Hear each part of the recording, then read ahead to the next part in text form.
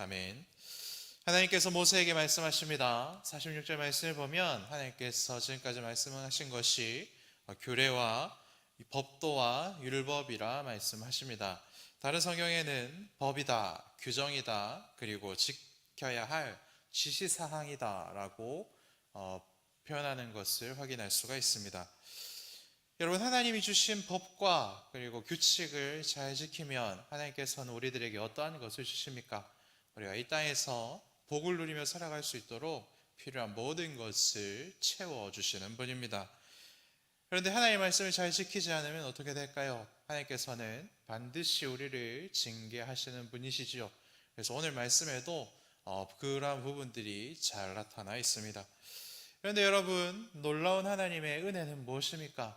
우리가 하나님 앞에서 벌을 받는 중에도, 우리가 하나님의 말씀을 지키지 않아서 징계받는 중에도 우리의 마음을 돌이켜서 회개하고 우리의 죄를 자복하고 그리고 우리들의 조상들의 죄를 자복하면 하나님께서는 그때부터 마음을 돌이키시고 하나님은 다시 약속을 기억하시는 분이시고 우리가 다시 회복할 수 있도록 다시 일하시는 분이시다.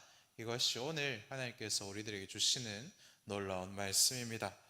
오늘 주시는 말씀을 기억하여서 우리가 항상 하나님의 말씀을 잘 지켜 행하는 복을 누리고 그리고 잘 지키지 못했을 때는 징계당하지만 하지만 징계받는 중에도 하나님께 우리의 모든 것들을 자복하여서 다시 한번 선을 이루어 주시는 하나님을 경험할 수 있는 그런 놀라운 복을 누리시기를 축복합니다. 34절부터 39절까지 말씀을 보면 징계 중에 하나님께서 어떤 일들을 하시는가에 대해서 잘 설명하고 있습니다. 이 말씀을 보면 우리가 알 수 있는 것은 무엇입니까? 하나님께서 우리들에게 징계 내리실 때에도 하나님께서는 그 징계 중에도 무언가를 굉장히 선한 일들을 이루어 가시는 분이시다라는 것을 확인할 수가 있습니다. 그래서 모든 일, 하나님께서 행하시는 모든 일, 그래서 우리가 이 땅에서 경험하는 모든 일에는 까닭이 있고 그리고 이유가 있다. 그리고 하나님께서 이루고자 하는 바가 있으시다라는 것이죠. 그래서 우리들 입장에서는 땅이 황폐해진다라는 것이 굉장히 어려운 일이고 그리고 원수들의 땅이 삼켜진다라는 것이 굉장히 슬픈 일이지만 하나님께서는 그런 슬픔과 어려움 가운데서도 회복을 또한 진행하고 있으신 분이시다라는 것을 우리들에게 알려주고 있습니다. 하나님께서 징계당한 자들, 하나님 앞에서 벌받아야 될 자들을 온 사방으로 흩으시는 이유가 무엇입니까? 하나님께서 주신 그 가나안 땅에게도 안식을 주시고 휴식을 주시고 회복을 주시기 위함이다라고 하나님께서 말씀하고 있습니다. 역대하 36장 21절 말씀을 보면 토지가 황폐하여 땅이 안식년을 누린 같이 안식하여 70년을 지냈다라는 말씀이 있지요. 6.25가 터진 지 73주년이 되는 해입니다. 그리고 6.25가 끝나고 이 땅이 정전이 된 지, 전쟁이 잠시 멈춘 지 이제 70년이 되는 해이지요. 성경에서 말씀하신 대로 70년간 그 땅에서 아무것도 하지 않았을 때 어떠한 일이 일어나는지를 우리 두 눈으로 똑똑히 보고 있습니다. 전 세계에서 자연이 그리고 생태계가 가장 완벽하게 그리고 온전하게 보존된 지역이 어디입니까? 바로 비무장지대이지요. 이곳에는 멸종위기 야생동물 101종을 포함한 야생식물 5,929종이 서식하고 있습니다. 멸종위기종이 101종인데 이것은 전 세계의 멸종위기 숫자의 38%에 해당하는 숫자입니다. 그리고 멸종위기 동물뿐만 아니라 생물들도 83종이 서식하고 있다라고 학자들은 이야기하죠. 전 세계에서 환경운동가들이 환경을 위해서 굉장히 많은 일들을 벌입니다. 그런데 그들이 하는 일들이 가져온 효과보다는 그냥 아무것도 하지 않고 그냥 가만히 내버려 두면 사람들도 떠나서 그냥 그 땅을 내버려 두기만 하면 하나님께서 만들어 놓은 자연과 생태계는 가장 완벽한 모습으로 회복하게 되더라라는 것을 우리도 보고 있지 않습니까? 하나님은 하나님의 법을 지키지 않는 자들을 징계하시기 위해서 흩으시고 그 시간 동안 그 땅이 회복할 수 있도록 또한 일하시는 분이시다라는 것을 알 수 있는 것이죠. 여러분, 그렇다면 땅이 회복되는 것, 그 가나안 땅이 회복되는 것, 이것은 왜 중요한 일입니까? 그곳으로 회개하는 자들이 돌아와야 하고, 그리고 그곳에서 하나님의 백성들이 다시 살아가야 하기 때문에 하나님께서는 자신이 사랑하는 백성들이 살아갈 터전을 다시 가꾸는 일을 그 기간 동안에 하시는 분이시다. 이것을 우리가 알 수 있는 것이죠. 이 모든 것이 우리를 위한 하나님의 은혜라는 것을 70년이 지나봐야 우리는 그때야 비로소 깨닫게 되는 것이다 라는 것입니다. 그러니 우리는 하나님께서 일하시는 것 앞에서 너무 자만하지 말아야 합니다. 하나님께서 큰 뜻을 가지고 일하시는 것에 대해서 너무 쉽게 판단하지도 말아야 하는 것이죠. 단 한 가지 우리가 잊지 말아야 할 것은 무엇입니까? 우리들의 징계까지도 하나님께서 우리들의 유익을 위해서 사용하시는 분이시다. 그렇게 하나님은 너무나도 깊이 그리고 너무나도 완벽하게 우리를 사랑하는 분이시다라는 것을, 그 한 가지 사실을 우리가 잊지 말아야 하는 것입니다. 하나님의 모든 사역이, 하나님의 모든 계획이 사실은 나를 위한 은혜고 복이라는 것을 깨닫는 은혜를 누리시기를 축복합니다. 그렇기 때문에 우리들에게는 갑자기 큰 어려움이 찾아올 수도 있습니다. 그리고 두려움에 사로잡혀서 누가 쫓아오지도 않는데 두려움에 사로잡혀서 넘어질 수도 있고, 너무나도 큰 슬픔을 경험할 수도 있습니다. 그리고 이 세상 사람들이 들어도 너무나도 비참하다 라는 생각이 들 만큼 그러한 황당한 일들을 우리가 겪을 수도 있다라는 것입니다. 그렇다면, 그런 일들이 나에게 찾아왔다면 그때에 왜 이런 일이 나에게 생겼냐, 이렇게 불평하고 불만으로 가득 채우지 마시고, 이 일을 통하여서 하나님께서는 나에게 선한 일을 행하고 있으신 중이구나 라는 것을 믿고 신뢰할 수 있어야 한다라는 것입니다. 그런데 여러분, 이것 쉬운 일입니까? 결코 쉬운 일이 아닙니다. 사실 우리 능력으로는 할 수 없는 일입니다. 그렇기 때문에 하나님께서 주신 약속, 하나님께서 주신 언약을 매일매일 깊이 묵상하고 그것을 온전히 신뢰할 수 있어야 된다라고 말씀하고 있으신 거죠. 그래서 40절에서 46절까지의 말씀을 보면 하나님께서는 더욱 확실히 이 언약에 대해서 말씀하시는 것을 볼 수 있습니다. 너희들은 때때로 너희들이 기분 좋을 때도 이 언약을 잊고, 너희들이 갑자기 당한 슬픔 때문에도 이 언약을 잊고 나에게 불평하겠지만, 하지만 나는 끝까지 이 언약에 대해서 신실한 하나님이다. 너희들이 이것을 잊지 말아라 라고 하나님께서 당부하고 있으신 것이죠. 하나님의 언약을 믿는 수준이 우리의 진정한 믿음의 수준이 될 것입니다. 본문을 통해서 믿음의 수준을 두 가지로 나누어 볼 수 있을 것입니다. 불신은 빼고 믿는 자들, 구원을 얻은 자들의 수준을 크게 두 가지로 나눠볼 수 있을 것입니다.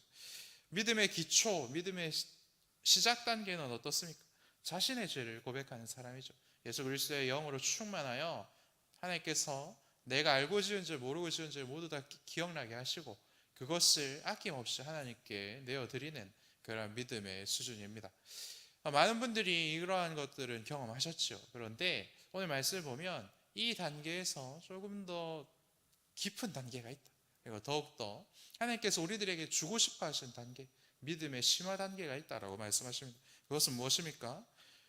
나의 조상들의 죄를, 그래서 나의 현실의 원인이 되었던 그러한 사람들의 죄까지도 나의 죄로 여기고 그 죄까지도 하나님 앞에 가져가서 이 모든 죄가 나의 죄입니다 라고 고백하고 그것이 자신의 죄로 감당할 수 있는 사람, 그리고 지금 우리가 처하는 이 모든 현실이 내가 당연히 마땅히 감당해야 할 것입니다 라고 기쁘게 이야기하는 그런 믿음의 단계가 있다라고 하나님께서 말씀하십니다.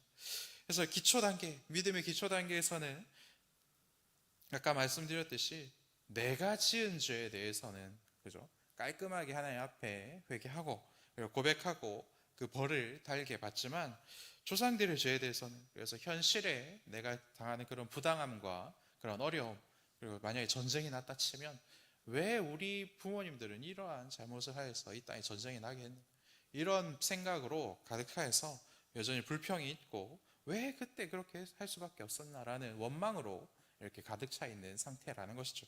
그런데 심화 단계에 있는, 믿음의 심화 단계에 있는 사람들의 마음속은 어떠합니까? 우리 조상들의 죄, 그리고 우리 부모님들의 죄 때문에, 하나님께 역행한 그 죄 때문에 하나님도 우리들에게 역행하시지만, 하지만 이 일까지도 사실은 죄인인 내가 마땅히 당해야 될 것입니다 라고 고백할 수 있는 그런 고백으로 가득한 사람이라는 것입니다. 이것의 진위를 우리는 어떻게 확인할 수 있겠습니까? 그 고난을, 징벌을 진심으로 기쁘게 받아들이는 사람, 그리고 긍정적으로 받아들이는지, 아니면 말은 그렇게 하면서도 여전히 나는 이런 벌을 받은 사람이 아닌데 라는 생각으로 가득 차서 그 속에는 하나님을 향한 불만과 그리고 다른 여러 사람을 향한 원망으로 가득 차 있는지, 이것을 보면 확인할 수가 있습니다. 사람은 알 수 없지만 중심을 보신 하나님께서는 정확하게 이것을 아실 것입니다.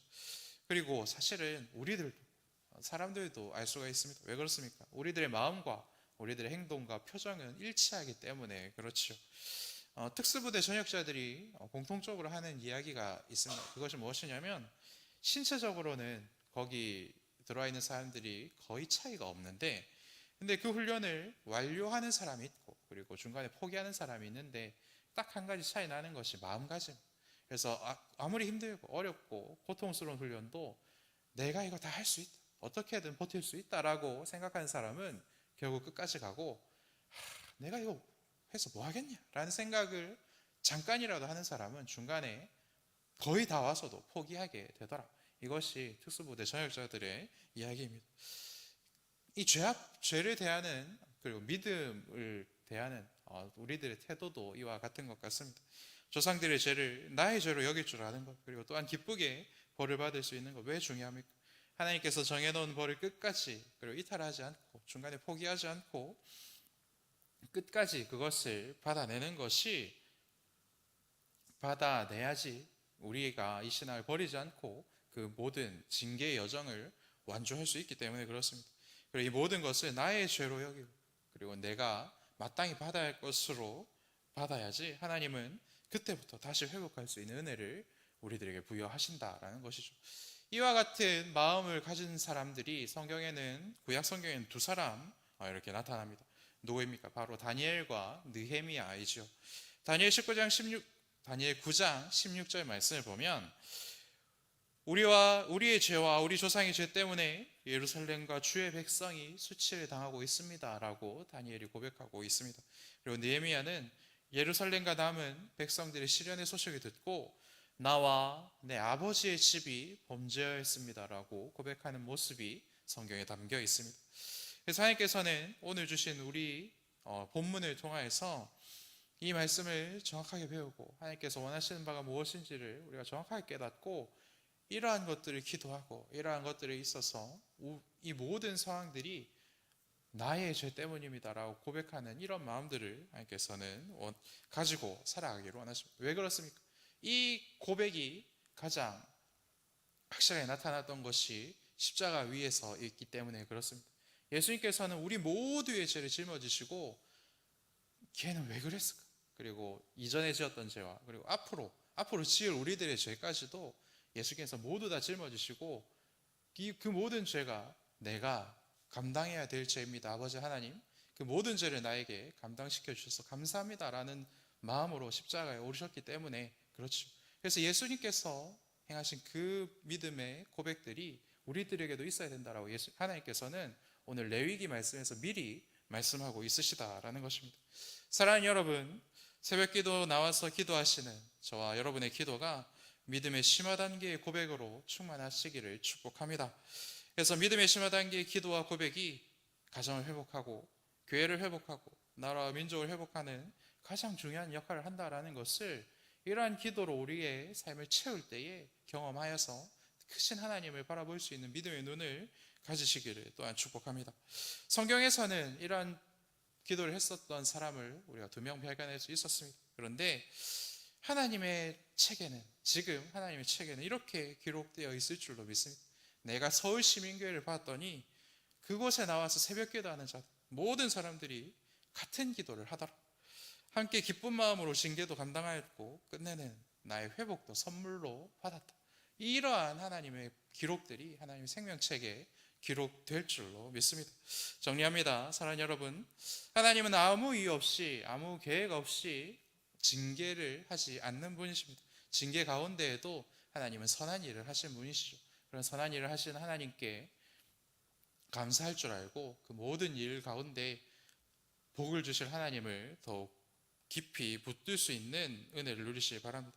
또한 하나님께서 주신 징계를 기쁜 마음으로, 그리고 모두 내가 감당해야 할 것으로 합당합니다라는 고백으로 끝까지 감당해낼 수 있는 복을 또한 누리시기를 바랍니다. 그래야 우리의 가정이 살고, 우리의 교회가 살고, 우리의 민족과 열방이 다시 회복될 줄로 믿습니다. 이러한 기쁜 마음으로 오늘 새벽 기도하시기를 하나님 이름으로 축복합니다. 그리고 한 가지 기도 제목 전하고 기도하도록 하겠습니다. 배교구의 김신하순 김명은 학생이 있습니다. 초등 2부 학생입니다. 지금 시력이 굉장히 안 좋은 상황입니다. 대상포진이 눈 쪽으로 와가지고 시력이 굉장히 나빠졌다가 회복해서 집에서 지금 격리해서 치료를 하였는데 다시 굉장히 안 좋아진 상태입니다. 그래서 왼쪽 눈은 거의 실명 상태이고 눈이 보이지 않습니다. 그리고 오른쪽 눈도 시력이 좋지 않았는데 굉장히 시력이 많이 떨어진 상태입니다. 그래서 이 친구가 빨리 회복할 수 있도록, 그리고 시력도 회복할 수 있도록 기도해 주시고, 그리고 간호하는 우리 또 김돌건 집사님과 그리고 이희영 집사님에게도 힘 주시기를 또한 위해서 기도해 주십시오. 우리 같이 주기도문 하고 기도하겠습니다. 하늘에 계신 우리 아버지, 아버지의 이름을 거룩하게 하시며 아버지의 나라가 오게 하시며 아버지의 뜻이 하늘에서와 같이 땅에서도 이루어지게 하소서. 오늘 우리에게 일용할 양식을 주시고 우리가 우리에게 잘못한 사람을 용서하여 준 것 같이 우리 죄를 용서하여 주시고 우리를 시험에 빠지지 않게 하시고 악에서 구하소서.